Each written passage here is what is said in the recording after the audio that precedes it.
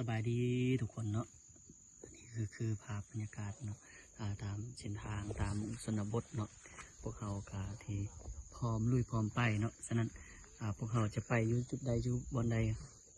ฝากให้ติดตามตอนต่อไปเนาะว่าเขาจะอยู่บ้านใดหรือว่าจะเข้าบ้านใดเนาะก็คือพวกเขาไปนี่พี่น้องนี่ทีมงานของเขาเนาะอันนี้คือขอติดตามFC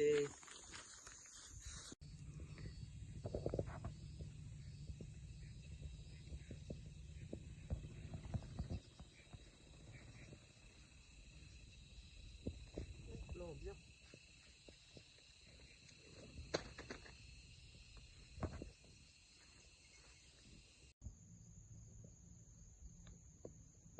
บรรยากาศกับพ่นก็อยากตกแดดเนาะก็คือทางก็ยากพี่น้องเลยแต่ว่าเขาก็ลุยพร้อมไปนี่แหละถ้าเขาบ่ไปเขาก็บ่ฮู้ว่าทางนั้นทางนี้เป็นแนวใดนะฉะนั้นพวกเขาก็อยากไปเบิ้งเนาะเขาเอ่นว่าวัฒนธรรมแต่ละบอนเนาะว่าจะเป็นการกินการอยู่ต่างๆพวกเขาก็สิถ่ายคลิปให้ทุกคนเบิ้งเนาะแต่ว่าตอนนี้พวกเขาก็กำลังพักผ่อนอยู่ฉะนั้นได้ถ่ายคลิปตามเส้นทางชนบทเนาะจังไหนก็ขอบใจสำหรับ FC ทุกคนเด้อวันนี้ทางการสบายดีเนาะวันนี้เราไปถ่ายคลิปเนาะอยู่ที่บ้านชนบทเนาะกับคนอื่นหมดข้าพเจ้าเองก็อยากให้ทุกคนนะกดไลค์กดแชร์กดติดตามเนาะอันนี้คือทางเข้าบ้านเนาะจะไปบ้านแต่ละบ้านก็คือเขาจะไปเบิ่งในการเป็นอยู่ที่บ้านของข้าเจ้าเนาะฉะนั้นฝากให้ทุกคนเนาะกดไลค์กดแชร์กดติดตามเด้อเป็นกำลังใจในการเฮ็ดคลิปเนาะก็คือทีมงานของเขาเนาะ2 คนที่จะไปอยากจะไปทุกบอนแต่ว่าพวกเขาก็งบน้อยเนาะฉะนั้นอยากให้ทุกคนนั้นที่จะติดตามเนาะว่าต่อไปพวกเขาจะเฮ็ดสิ่งใดเนาะก็คือจะถ่ายคลิปวิดีโอตามหมู่บ้านเนาะฉะนั้นขอขอบใจสำหรับ FC ทุกคนที่ให้กำลังใจแล้วก็ช่วยกดไลค์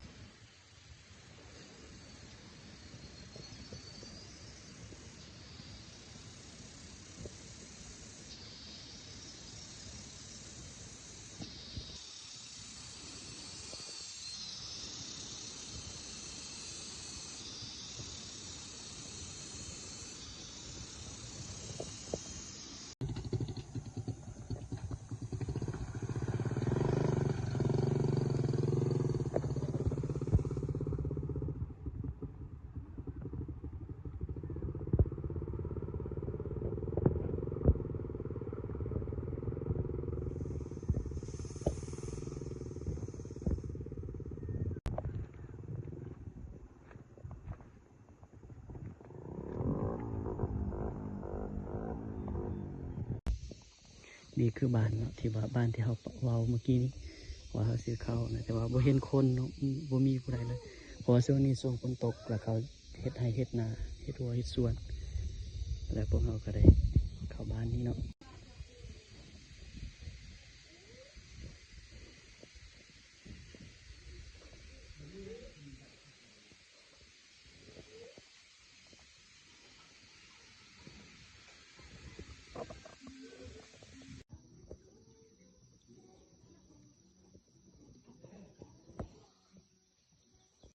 สบายดีเนาะบรรยากาศตอนเช้า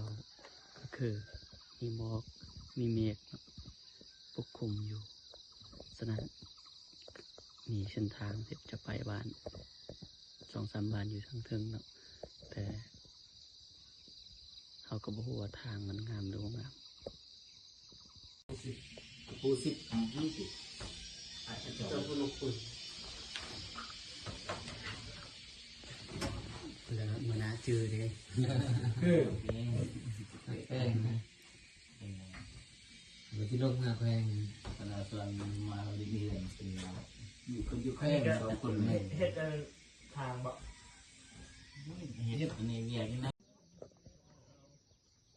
สบายดีท่านผู้ชมเนาะนี่คือบ้านฟราวเนาะบ้านฟราวก็คือคุมน้อยแต่ว่าบ้านฟราวตัวจริงก็คืออยู่พุ่นนั่นแหละแต่เขาก็ได้อยู่ได้นอนอยู่บ้านนี้ก็คือคืนนึงเนาะนี่คือเขื่อนหลังนี้แหละเขานอน จ้าของเฮือนบ่อยู่เนาะเจ้าของเฮือนก็ไปเฮ็ดเวียกเมิดยังแต่เฮือนอยู่นี่แต่ก็ตอนตะมิดก็เราก็อยู่นํแต่เราเมื่อเสกองนี่คือหลังนี้เนาะตัวนี้เฮานอนเฮาอยู่ประมาณ2 มื้อแหละ2 มื้อ1 คืนอยู่นี่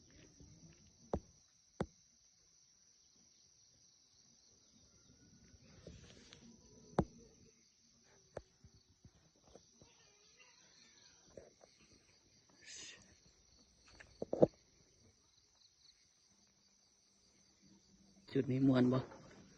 ก็ดีใจหลายคือได้ไปแล้วเนี่ยเพราะว่าเราก็ไม่เคยไปจักเทื่อนะพี่น้องเพราะว่านี่ก็พระเจ้าที่ อันนี้มันเบาและเนาะ เพราะว่าเราได้เห็นหมู่บ้านแรกๆเนาะแต่เขาก็ยินดีต้อนรับพวกเราเนาะ ถึงมันบ่มีคนอยู่เนาะเฮาก็ แต่ว่มีคนอยู่กันเขาให้พักก็ได้พี่น้องเพราะว่าเป็นการจัดเตรียมของพระเจ้าและเมื่อนี้ก็สิเดินทางอยู่คนนี้ แต่ว่าอาจจะเป็นเดือนสุดท้ายที่เราจะไปเนาะ ก็บอกเป็นอย่างก็เต็มใจรอเดี๋ยวจะไป เดือนสุดท้ายแล้ว